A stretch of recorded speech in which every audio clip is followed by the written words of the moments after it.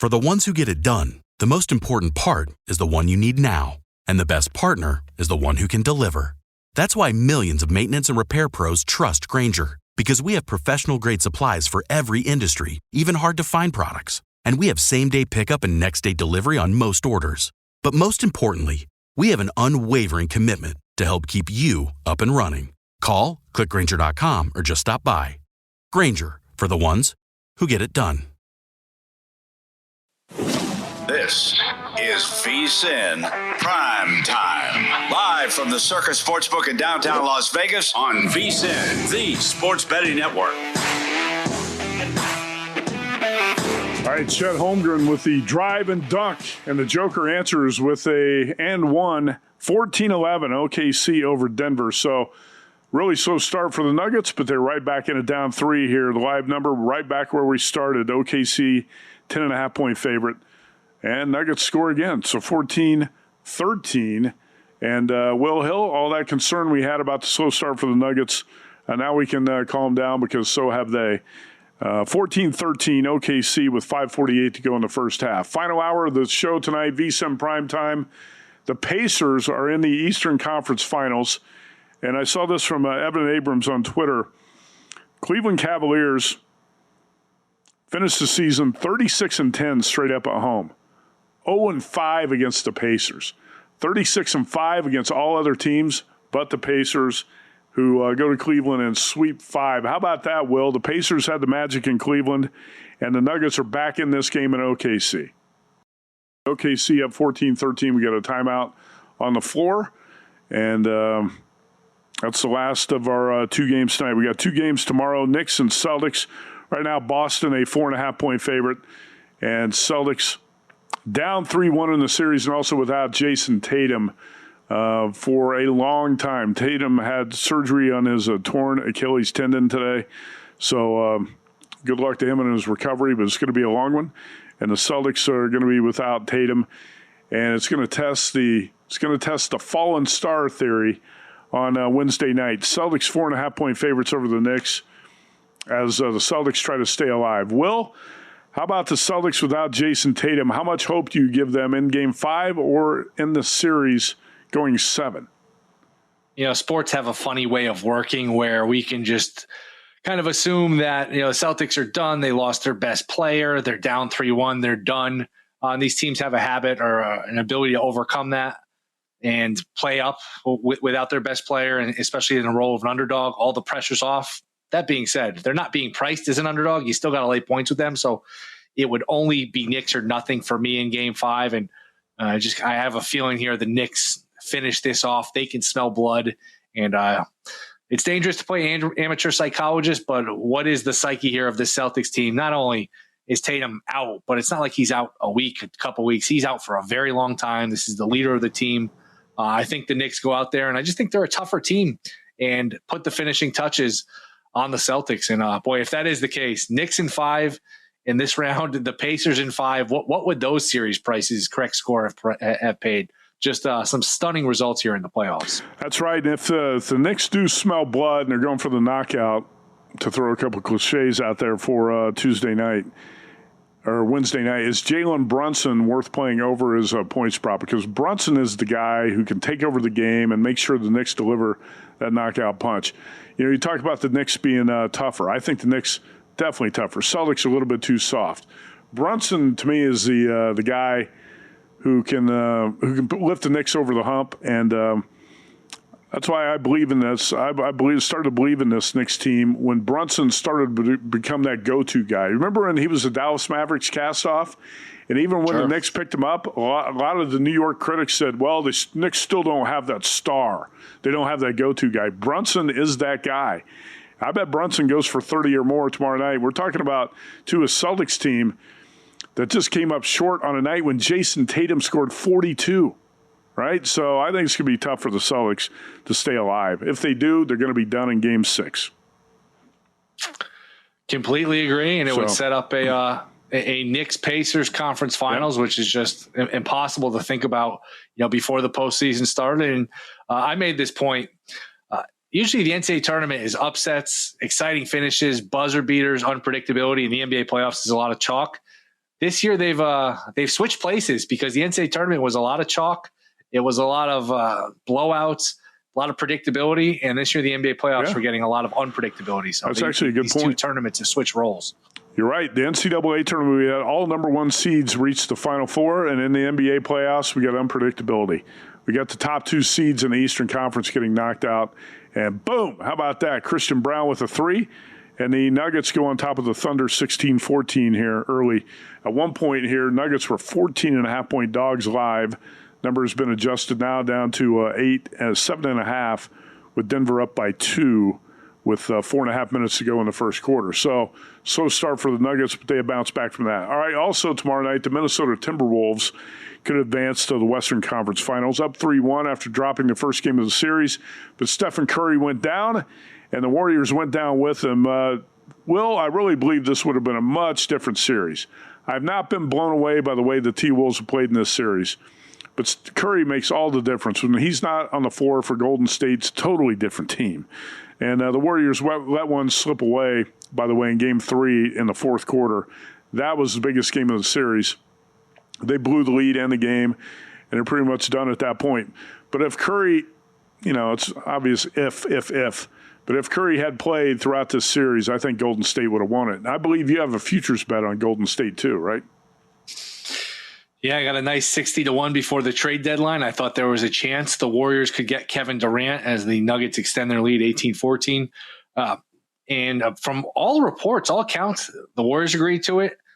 The Suns agreed to it, but Durant said, no, I don't want to go back there. So that one I thought was a good bet, and ended up being one where second round of the playoffs, they're up 1-0. They snatch away home court. That's a 60-1. Even if it doesn't get home, you can figure out a way to monetize that ticket. Well, Curry strains his hamstring, and I knew then he's probably not coming back for the series. And Golden State, very unlikely to get a game, even one game, to extend the series without him. And I thought they had their chance Saturday night. I actually was thinking, maybe they pull this off and Curry can come back at some point, but couldn't put it away. And once they let that game slip away, it felt like their opportunity because they're just so undermanned, overmatched. It's a lot of Kuminga and Moody. They're just throwing stuff against the wall, hoping Kerr to find a spark here. They just, when you don't have Kerr out there, or when you don't have Curry out there, it's not just the ball going through the hoop, which he's obviously the best of all time at from 3-point range. It's the attention he gets. That attention is now divided to these other players, and they've had a hard time scoring. I know they put up some points last night, but to me, Minnesota rolls in Game 5. I know you and I think alike in terms of don't like laying points here, but 11.5, it's a lot of points. I don't think it's enough. I think Minnesota wins the game and wins it by 15, 20 plus. I just think Golden State is so undermanned. And remember, Draymond's older, Butler's older. They've been playing every other day now since the Rocket series. They went right from Game 7 that Sunday night into Tuesday last week. This is an older team. I think they're tired. That's going to be a place in Minnesota that's buzzing, and I think Minnesota puts them away and does it emphatically here in Game 5. Yeah, I don't give the Warriors a whole lot of hope either in this Game 5. The shot Golden State had was in Game 3. Jimmy Butler scored 33. Yeah. The Warriors actually shot the ball well, 10 for 23 from 3, and they let that game slip away in the fourth quarter, lost 102-97. I felt like that was their chance to keep it a series, give Curry a chance to come back and keep hope alive. Well, they come back last night and they lose 117-110, and Jimmy Butler didn't really show last night. That was discouraging, Will. Butler 5 for 9 from the floor, 14 points. He was minus 30 in the plus-minus, and the Warriors actually scored 28 points, 28 for 33 at the free throw line, just to kind of stay in the game. But they blew their shot on Saturday. They're out of it. I think they're done. And it's unfortunate that's the way it happened. But Stephen Curry's injury basically eliminated the Warriors, a team that I was starting to think had some real upside here in the Western Conference. Because Jeff Sherman of the Westgate Superbook was on with us in the first hour tonight. And he said something I agree with. Kind of the way you view the entire NBA has changed during this postseason, right, Will? Yeah. Because a lot of people, including JVT, said over and over that the Western Conference is going to be the OKC Invitational. But the Elite 8 teams in the NBA, the last 8 standing, all were very flawed. And there's not a lot separating number 1 from number 8. Would you agree? Absolutely, and I think there's a deeper point, a bigger picture. You can get fooled here by spending time and investing in this regular season, because the regular season is getting further and further away from what playoff basketball is, because these teams, they load manage, and even if the guys are playing, they just go through the motions.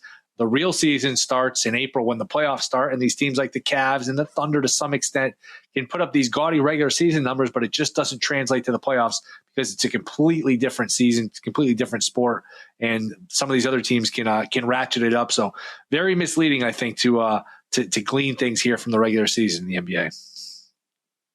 It's always interesting to me how far ahead the live betting screen on DraftKings is as opposed to the TV. So on TV, while you were talking there, it was 24-23. And on the live betting screen, it's 28-25. Denver up 28-25 in the final minute of the first quarter here. Live number still OKC, a favorite, minus 7.5, and total 223.5. But the Nuggets, that first 4 minutes, pretty sloppy, pretty bad offensively for Denver, but Nuggets have recovered here and now lead 28-25 in the final minute. All right. Hopefully the Nuggets turn out to be a sharp play tonight. Before the line moves, the sharp plays at sharpplays.com is already there. They don't chase the market, they move it. You're not going to outmuscle billion-dollar sportsbooks or full-time pro bettors on your own, but with the sharp plays, you don't have to. Powered by cutting-edge AI and trusted insider sources, the Sharp Plays delivers the edge that serious bettors rely on. And this isn't some overnight startup. The Sharp Plays has a documented track record going back to 2011. Respected, watched, feared. That's the Sharp Plays. Check them out now at sharpplays.com. Back here in a couple minutes, Will Hill and I will talk Bill Belichick and the North Carolina Tar Heels.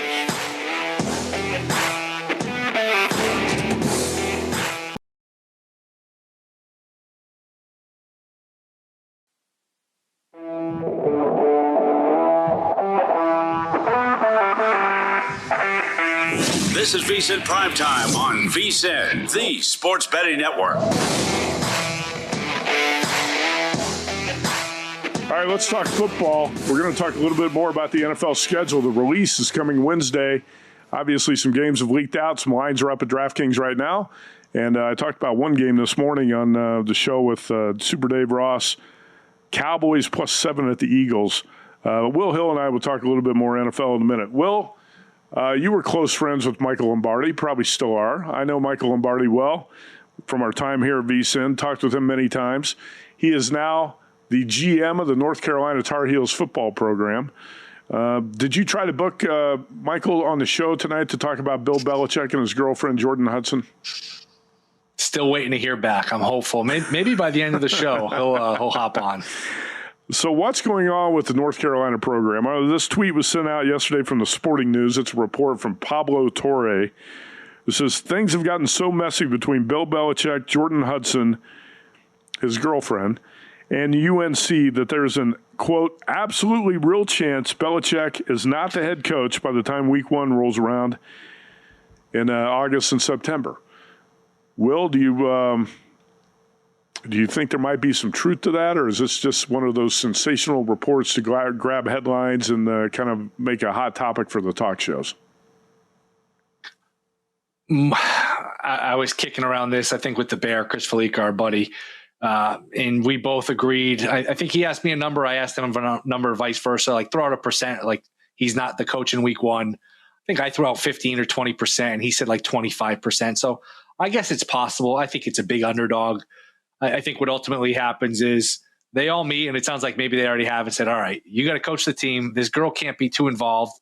Now, would Belichick, if he's not coaching week 1, what does that look like? Does UNC just say, all right, you're fired? That seems far-fetched. It's not like they're a major football program. They bring in Belichick. They've got all that notoriety. I would think they want him to coach the team. This is a great opportunity for them to build their program. Well, the only way I would think he doesn't coach is if they lay down the law and say, hey, this girl can't be around anymore. And he gets frustrated, says, screw you guys. I'm going to take my money and go. I don't really like this college stuff anyway, which there's been whispers about that, where Belichick liked the attention. He liked being paraded around as the new UNC coach. But the college aspect of it, the just reality aspect of, you know what, these kids have to go to class and you only have so much time with them, that Belichick hasn't loved that. That's been a report. So would Belichick back out of this? I don't think so. I think this is probably don't want to say all ado about nothing, because this is very strange and very alarming and unusual behavior on a lot of different levels. But I think ultimately week 1, I think it's August 31st in Chapel Hill, UNC versus TCU. I think Belichick will be strolling the headline. What are your thoughts? My thoughts are at least 90% that Belichick's going to be the coach at North Carolina when the season starts. I think this is a lot of BS, a lot of sensationalism. You can't tell me that Bill Belichick being a little bit too involved with his girlfriend is going to sabotage this entire deal, and his coaching stint at North Carolina is going to be done this summer. I don't know how would that work. First of all, it would be a complete disaster for North Carolina. And how would Belichick get another job coaching? First of all, he was unwanted in the NFL. He had 31 other franchises who did not want Bill Belichick, so he went to North Carolina. He gave the middle finger to the league and said, I'm going to Carolina. All right, the other part of this is, do you really think Bill Belichick took a college job not knowing what he was getting into? He had to know what he was getting into with the NIL and the entire situation, right? You don't have your head stuck up your butt. If you've been observing what's going on in college sports, you knew what you were getting into taking a North Carolina job, right? I would think so. I would think so. But so, I don't know. Is this from a betting aspect or from just a big picture standpoint? Has this changed how you feel about UNC? I'm not very optimistic about it. I'm not very optimistic about what's going to happen in North Carolina. I think it's going to be like a 6-6 type of season or something like that. Yeah. First of all, the schedule's not that difficult. That's one thing he's got going for him. If you look at North Carolina's schedule, there's some winnable games on there. I think 6-6 wouldn't be anything to brag about, but it's not a disaster. I think you're going to see a North Carolina team that probably goes 6-6 or 7-5. So Brett McMurphy tweeted this out, America's College Football Insider. He said, this I believe was from an ESPN interview. I watched a video of this today. Belichick was quoted from the ACC spring meetings on girlfriend Jordan Hudson saying, quote, "It's off to the side, a personal relationship. She doesn't have anything to do with UNC football. I'm excited to be back in coaches' meetings." I would assume this has all been addressed, and that some parameters have been set, that she's not going to be on the practice field. You saw that photo of her out there on the practice field with Belichick during the spring, which was ridiculous. I would assume they've all agreed that there's got to be some limits and some restrictions on how involved she can be, and that everything's going to be okay. I think these reports are a little bit sensationalized, and let's face it, they accomplish their mission, right? They get a lot of clicks, starts a lot of conversations. It's a talking point, and that's what those reports are supposed to do. But I don't believe it's true, and I would say 90+% Belichick is going to be coaching North Carolina in August. The one thing, or one of the things from that report that I did find interesting, did you see this? Remember there was a picture of Belichick leaving her place or her apartment. He's got his shirt off, and it's door footage. It's from the, what do they call it, ring cam footage. Mm-hmm. And Pablo Torre brought up the point, who recorded that and who released that? Is she recording him without him knowing to put him in compromising positions so she can get what she wants? What's her angle in this? But I don't know. Does any of that relate to the field, or once the football kicks off eventually in August, we're going to forget about this stuff? I ultimately think he's going to outcoach a lot of the guys in the ACC, and you're going to have 19, 20-year-old quarterbacks, and he's going to be able to throw defenses and complex schemes that they haven't seen before, and that's going to help them on the field. But to say the least, to make an understatement here, this has obviously been a strange couple of months here for UNC, and you wonder if they had any idea this was coming, or are they as blindsided by anyone that this is just not the PR they wanted? Well, it's also not the it's not the Bill Belichick we knew in New England. This is a totally different guy. I mean, he shows up for that CBS 60 Minutes or CBS Sunday morning interview wearing a Navy sweatshirt that's ripped. He's just acting, his behavior's been bizarre. Let's put it that way. It's not the same guy. I don't know if he's going to be grinding like he was when he was winning with the Patriots. I've got low expectations for this, but the schedule is not bad. I just called up the North Carolina football schedule because I looked at it a few weeks ago. Charlotte, Richmond are two teams North Carolina is going to play in early September. So a home game against TCU, then at Charlotte, then home against Richmond. At UCF, versus Clemson, at Cal, versus Virginia, at Syracuse, versus Stanford, at Wake, versus Duke, at NC State. I mean, you can almost sleepwalk through that schedule and go 6-6 if you're Belichick, right? You would think so. Yeah, I would think so.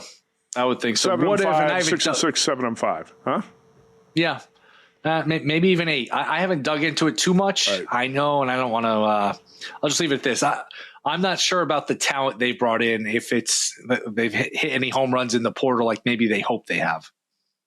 Well, I'm sure a lot of coaching staffs are like that, right? You don't really know what you got in the portal until you get on the field and how it's all going to work. And that's why I think handicapping college football early in the season is going to be more challenging than ever. You know, it's all these teams. When you look at all the personnel and all the transfers and everything on paper, that's one thing. But you don't know how it's going to translate to the field. Until you see these teams play 2 or 3 games, we're going to be guessing a lot more at college football early in the season than we ever have in the past. And I think it's going to make it a lot more challenging. All right, back to the NBA here as we wrap up this segment. How about the Nuggets? Up 35-33. So they overcame the slow start. They've sustained it. And they are up by 2 here with 8.5 minutes to go in the second quarter. OKC still a 7.5-point favorite live and minus 270 on the money line. But I think one encouraging aspect here from Denver so far, Will, when you watch this, is the offense, the half-court offense has actually been somewhat fluid. When you watched the game on Sunday, the Nuggets had trouble running anything in the half-court, and they've been much more effective with that tonight.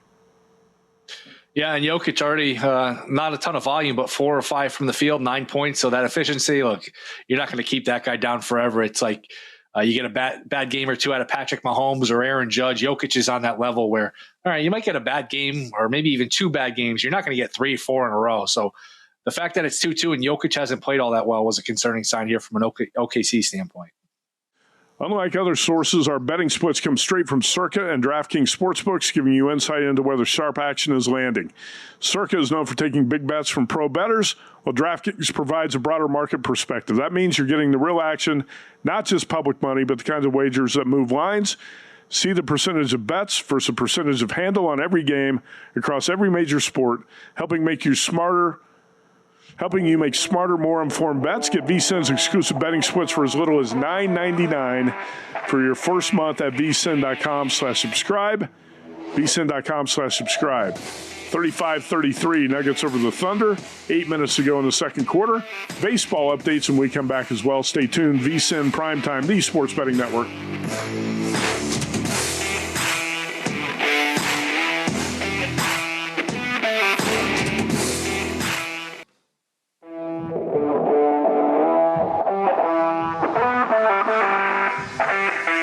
This is VSiN Primetime on VSiN, the Sports Betting Network. Nikola Jokic with a rebound bucket, 40-33, Nuggets over the Thunder. And we have 6:46 to go in the second quarter. So this live number at DraftKings got as high as OKC minus 14.5 early when it was 12-2. Now it's OKC minus 3.5. The money line's down to minus 154.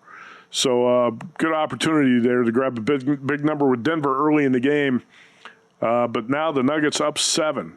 Gone from down 10 to up 7. And we're halfway through the second quarter in OKC. Will Hill, let's check in on baseball tonight. Right now the Giants have bases loaded. 1 out. The bottom of the second, D-backs are up on San Francisco 3-0. So a poor start for Robbie Ray. Brandon Pfaadt's in some trouble here. And see if the Giants can cash in with not sure who's at the plate, with 1 out and bases jacked, and it looks like that might be a grand slam, and it is. Giants now up 4-3. How about that? I still can't see who it is. We got a grand slam for the Giants. They turn a 3-0 deficit into a 4-3 lead just like that. And Giants close plus 102 here at Circa. Yankees-Mariners in Seattle. Will Hill, you've got some action on this. So far, so good. Looks like bottom of the third, no score. What do you have here on the Max Fried, Brandon Wu matchup? Yeah, and that is Christian Koss, who I'm not familiar with, hit a grand slam here for the Giants, 4-3. Under 3.5 in the first 5, then under 2.5 in the first 3. So the under first 3 got home. That's a market I've been playing more and more. I really like that.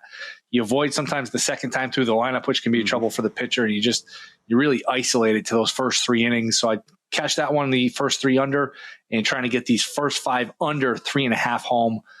No score, top of the 4th, 2 outs as Wu and Fried, both very sharp, both on their games. And they were just showing this when Judge came to bat. Judge's last 162 games, so a full season, he is hitting .370 with 65 home runs projected over a full season, accomplished over a full season. That's dating back to the last 162. Just incredible. That is incredible. There are others who, like JVT, would say, yeah, but you remember how bad Aaron Judge was in the postseason, how bad he was in the World Series. Does that haunt you, Will Hill, as a Yankees fan, that the Yankees blew that game, Game 5? Actually, they blew Game 1 and Game 5, and that Aaron Judge made that big defensive blunder. Yes, it does. The way they lost, I mean, just dropping a pop-up, and Judge is a very good defensive player, just took his eye off it. Volpe made an error after that. And after all of that, Cole strikes out a couple guys, about to work his way out of it. Slow rotor first. It's about to be 5-0. Go to L.A. down 3-2, and Cole forgets to cover first. Rizzo doesn't charge it, and all hell breaks loose. And even after all that, they led 6-5 in the 8th inning and blew that. So, yes, it does bother me. First time in the World Series in 15 years, and that's how they went out. Very frustrating. That Game 5 was sick. And then, so Garrett Cole goes from that to out for the year with an arm injury. And Anthony Rizzo is now with the Red Sox, right? I didn't know Rizzo was with the Red Sox. Did he resurface? I'm going to double check this. I read the other day that Rizzo had planned to sign with the Red Sox. Let me see if it actually happened. See if it actually Padres, Red Sox. I don't think it actually happened. I know the Red Sox were rumored to be interested in signing Rizzo a couple of days ago. Looks like it has not happened yet. As someone who's not a fan of the Red Sox, you know what? Sign him and bat him third. Play him every day. He's got plenty left in the tank. He looked like he didn't have anything left in the tank last year, right? Oh, man, bad. Looks like bad. The Padres are taking a look at him, too. Looks like the Padres and the Red Sox are taking a look at Rizzo right now. Well, with the way the Yankees' luck is gone, this regime, this Cashman regime, this latest version of it, this last decade or so since George Steinbrenner obviously passed away, is no longer involved. Yankees have what's it, King Midas? That's the opposite of King Midas. Everything they turn to, not everything, because they've been okay, but they trade for guys, they go downhill. They get rid of guys, they perform well again. How about Sonny Gray, who was a really good pitcher before and after the Yankees? Nate Eovaldi. You get a lot of these guys who come to the Yankees, don't do well, and they go to other places and do very well.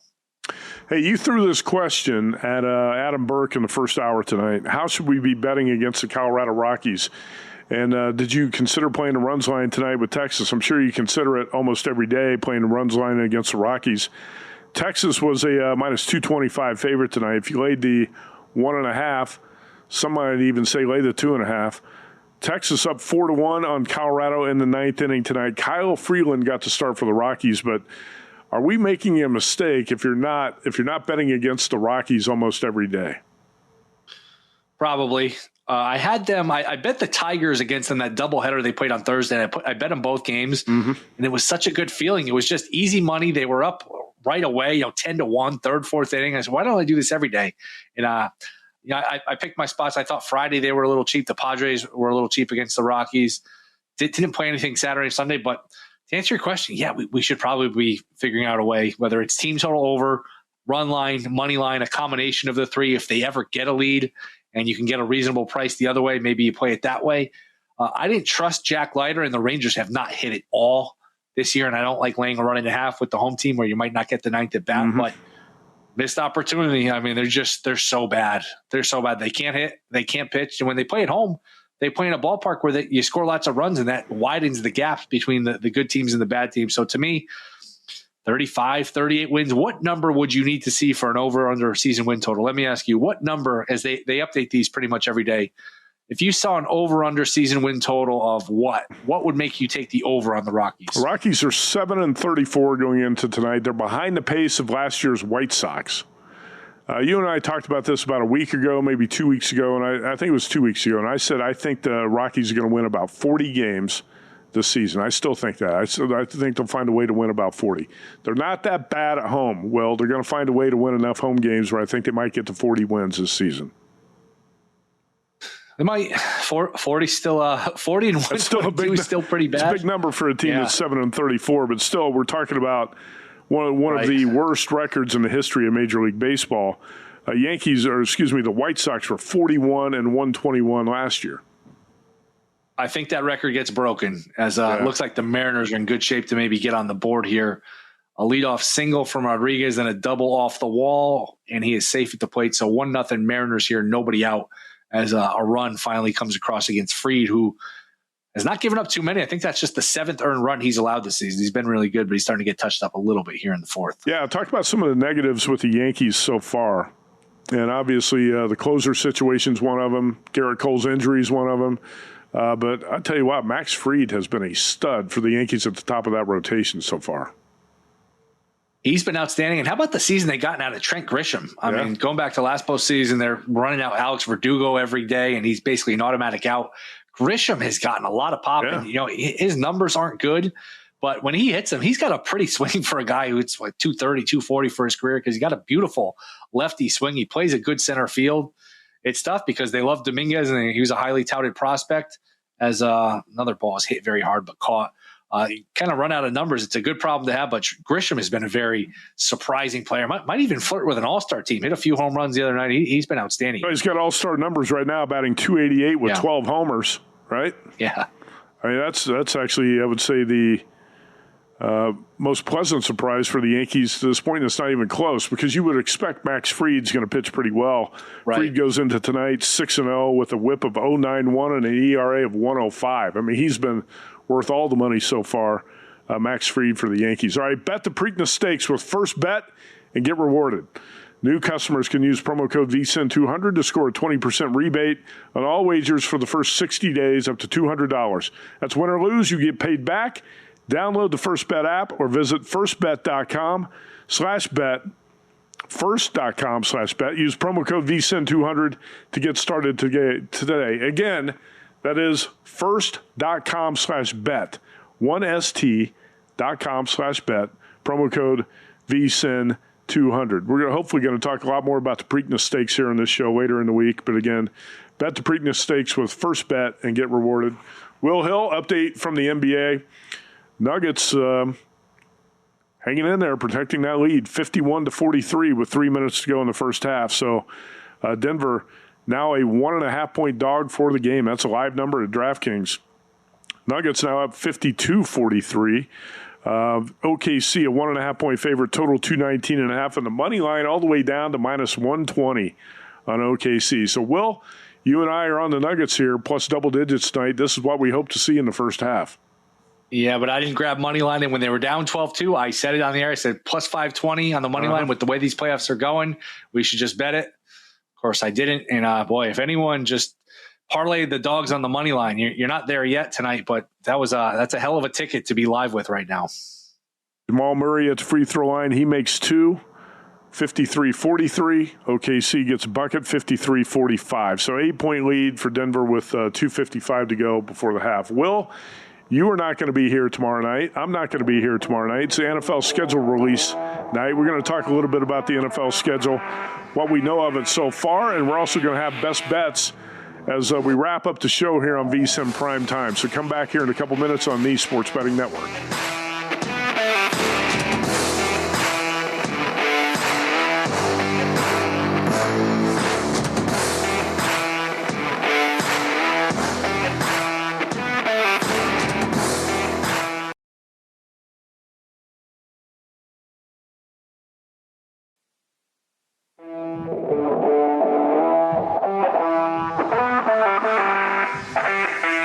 This is VSiN Primetime on VSiN, the Sports Betting Network. All right, Nuggets have not scored in 2 minutes. There's been one bad possession after another. Will, I asked you during the break, how many wide-open threes can Christian Brown of the Nuggets miss? I'm so tired of watching him set up in the corner, get a wide-open looks, and brick him. You're in the NBA, you got to make those shots. Wide-open shots from the corner. Brown is 2 for 6 from three tonight. But he just missed 2 in a row. Wide open looks. And OKC obviously not respecting him too much. Right now, Nuggets are 7 for 20 from three, which is a big improvement for them. But it's 56-54 at the half Will, it was just a 10-point game. Nuggets were up 10, and now it's down to 2 at the half. That was a really poor offensive finish to the half for Denver. Yeah, but all things considered, we're getting 10.5 points here. Good first half, especially after being down 10 right away. So, OKC at home, they're going to make their run. They've certainly made it. So halftime probably coming at a good time here for the Nuggets. Catch their breath and get ready for the third quarter. All right, the big story on Wednesday, one of the biggest stories, I guess would be the biggest, NFL schedule release. Now, games have been leaking out, and some of the high-profile games have already leaked out. But DraftKings has got lines up right now on about 10 games. The season opener is Thursday, September 4th, Cowboys, Eagles, Philadelphia, a 7-point favorite. I thought this number was a little bit big for a division game. And I also think the Cowboys have quietly had a pretty good offseason. Yeah. So if I were going to play this, it'd be Cowboys plus 7. This is the first time these teams have met in week 1 since 2000. It seemed like every year the NFL would roll out the schedule and it'd be Giants-Cowboys on Sunday night in NFL week 1. Well, you get Cowboys-Eagles on Thursday night week 1. I like a lot of what the Cowboys have done in the offseason. Philadelphia may be a little bit overrated, overhyped here. Super Bowl champs at home on Thursday night. I thought this number might come out 6, maybe 6.5. I thought 7 would be the highest side. Will, what was your take on that game and some of the other games that have leaked out so far where you have numbers on these games at DraftKings? I thought I was the only one. I thought I was on an island when I talked about Dallas, and I got our buddy Super Dave Ross all excited saying, I don't think it's necessarily going to come through, but I was surprised Dallas was as high as 60-1 to win the Super Bowl, because the most important thing in the NFL, as we all know, is a quarterback. Now you listen to some of these, talking head shows with these idiots, and they talk about Dak Prescott. He's not any good, or he's over, whatever. He's a good quarterback. He just finished second in the MVP the previous season. Obviously got hurt in 2024, but in 2023 he was really good. When he's been healthy, they've ran off a lot of 11, 12-win seasons 3 years in a row. They've got CeeDee Lamb. They've got Parsons. You can kind of fill in the rest of the team. The rest of the team, there's a lot of variance with these teams. Year to year, defense cannot be as sticky year to year. And they got hit with a lot of injuries last year. I just think that Dallas is a team I'm higher on than the market. Them winning 10 games, 11 games, and making the second round of the playoffs wouldn't shock me. So I'm completely with you. It would be Dallas or nothing for me. I'm sure Philly is going to be in those week 1 teasers at that number. But keep in mind, and this was the case last year in the opening game, Chiefs-Ravens, line was around 3, 3.5, 2.5 with those key numbers. Shop. Make sure, there's no 7.5s out there. If you do like Dallas, make sure you get the full 7 or a 7.5. And if you like Philly, see if a 6.5 pops up, because shopping's always important, but obviously more important when it's around the key number. So that would be one takeaway. I thought the Vikings really... Boy, that's tough. I know the NFL like to brand it as, this is a historic moment. They play 2 overseas games back-to-back weeks. I think it's Germany and Ireland, or London and Ireland it is. That's not a good thing for a team. That's a lot of travel. That's a lot of distraction. So to me, that is one thing I look for these international games. And we're getting more and more of these as the schedule comes out. So that's a slight downgrade for the Vikings just based on that schedule. Yeah, Vikings 1.5-point favorites against the Steelers. And then the next week, 7-point favorites against the Browns.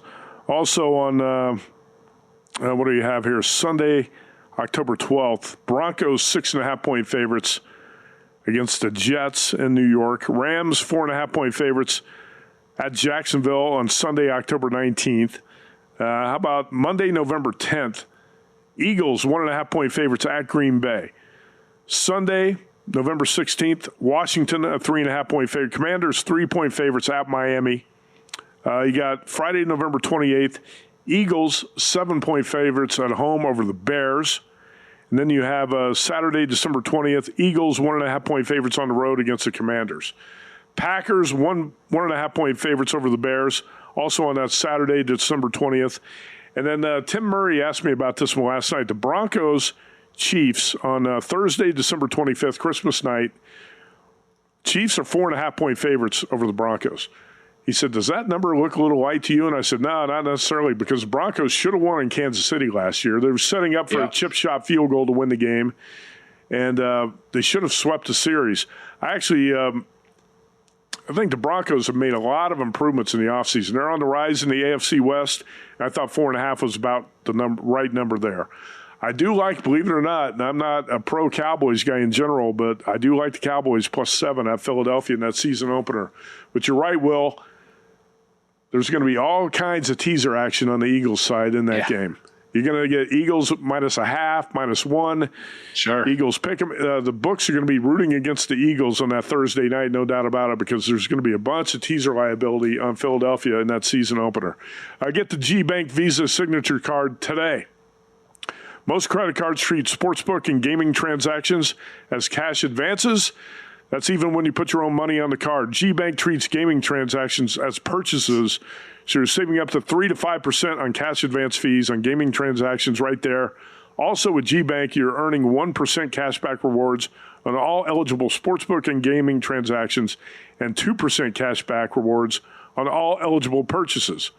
Apply now at vsin.com/gbank. That's vsin.com/gbank. And in the best bets, Will, I know it's a long way off, but I'll throw Cowboys +7 in Philadelphia in there as one of them. Let's take a look at the PGA best bets I've put together so far this week. This is my PGA betting card. It's going to change a little bit overnight. I'm going to add to it by tonight and tomorrow. I'll probably add a couple matchups and maybe a couple finish position bets as well. But the PGA best bets card so far looks like Rory McIlroy top 5 +120. Actually, right now at Circa you can get +135 on that. So Rory top 5. I'm not going to bet him to win at 5-1, but he's won 4 times on this course. I just don't trust this putter to come through to win. I will play him top 5 at plus money. Bryson DeChambeau, bet him +1050 last night. Rounded up to 11-1. DeChambeau 11-1. Top 5 +220. Big hitters are going to have an advantage this week. There's so much rain on that Quail Hollow course in North Carolina the last 2 days. It's going to make a long course play longer. DeChambeau, every aspect of his game, his putting stats jump off the page here at Quail Hollow as well. So DeChambeau, 11-1 +220 top 5. JT, Justin Thomas, 2-time PGA champ. He's won on this course. I have not played JT much at all the past 3 years. Going to play him here, 22-1. Top 10 +210. Shane Lowry's been so close to winning so many times. He's in good form. I think this course fits him as well. I'm going to play Lowry's 55-1 here at Circa. I'm probably going to bet that after the show tonight. I've got Shane Lowry already top 20 at +185. First round leader, Keith Mitchell, 60-1. First round leader, Justin Rose, 75-1. Rose was the first round leader at the Masters. He's the only player to finish top 15 in each of the last 5 PGAs. Justin Rose is probably going to be there, and don't be surprised if he gets off to a hot first round, just like he did at Augusta. Keith Mitchell, last 5 first rounds on tour, a 64.2 scoring average with 3 first and 2 seconds. So a couple first-round leader bets there as well. Will Hill, you're probably not going to bet the PGA too heavy this week, right? Thinking about Max Homa in that 170-1 range, just because once it crosses your mind, you brought him up a few times tonight. You are going to bet Max, aren't you? Once it crosses your mind at 170-1, the last thing you want to do is be sitting there Sunday when he's in contention and leave that off your card. And again, when it's 170-1, you don't have to put a lot on it to get some interest, some skin in the game on Max Homa. But won there before, finished 8th a couple times, was decent at the Masters, so I think there's some value there. I will add Warriors and T-Wolves. I'll go Warriors team total under 95.5. I just think on the road without Curry, they're going to really have a hard time scoring. Mm-hmm. And I will lay the 11 with Minnesota and give me the Knicks +4.5. No Tatum with Boston. Boston is just not as tough as the Knicks. I think the Knicks have a very good chance to close them out. I'll take the points. All right, stay tuned after VSiN Primetime for Cashing Out with Knicks superfan Joe Serralo, starting at 11 p.m. Eastern on tonight's show. Mike Somich, who fired on the Kentucky Derby superfecta and hit it. He's going to be on tonight to talk about his best bets for the Preakness. You don't want to miss Somich on Cashing Out with Joe Serralo. Wake up tomorrow, VSiN by the books with Super Dave Ross and Jensen Lewis at 7 a.m. And that wraps it up for tonight. Will Hill, great job. You're looking good on that Yankees bet, and hopefully we get the Nuggets in. I will see you Friday night. Sounds good. Always fun. Stay tuned here. The Sports Betting Network. Joe Serralo on deck.